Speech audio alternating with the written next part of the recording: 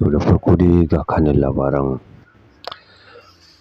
Za ku ji cewa ainihin Sadiq Sani Sadiq wato jarumin Kannywood wato yana ba da gudunmawa akan kishinsa akan talakawa. Ta gefe kuma za ku ji yadda ake tataɓarza tsakanin Davido mawaƙin kudu kenan da ainihin Rara mawaƙin arewacin Najeriya.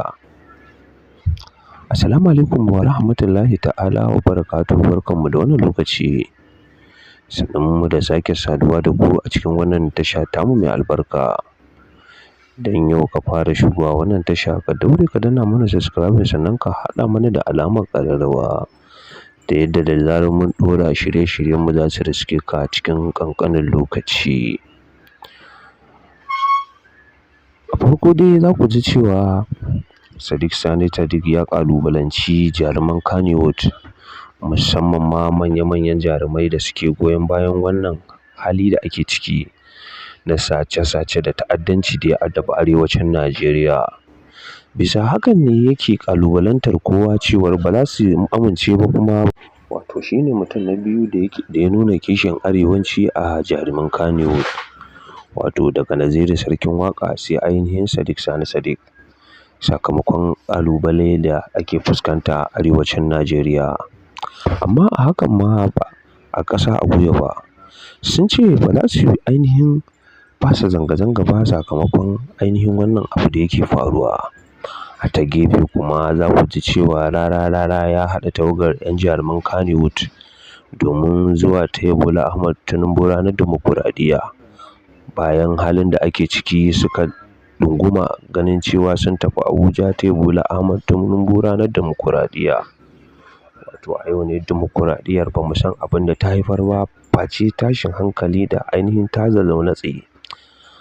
A mulkin Bola Ahmed Tinubu an gamu da tashin hankula iri-iri daban-daban da suka shafi arewacin Najeriya, wanda a kudanci ba a saba haka ba ko kuma a ce ba a yi.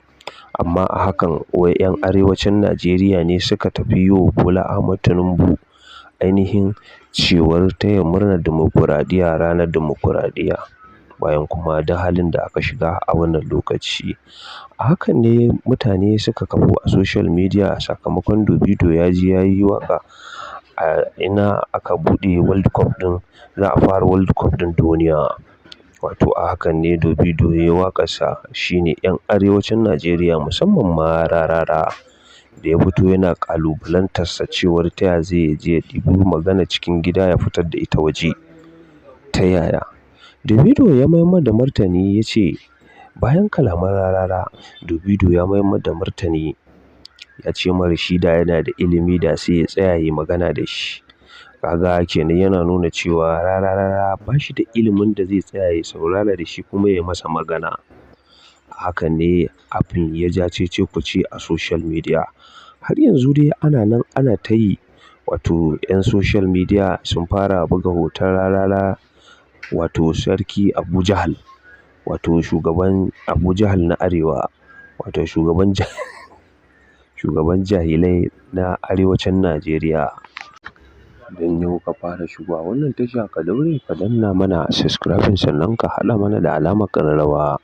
Ta yadda da zarar mun ɗora shirye-shiryenmu za su riske ka a cikin ƙanƙanin lokaci. Ku ci gaba da bibiyar wannan tasha ta Tsagero TV domin an tayo muku su burbuɗo muku labarai iri-iri daban-daban da suka shafi duniya da ma Najeriya baki ɗaya.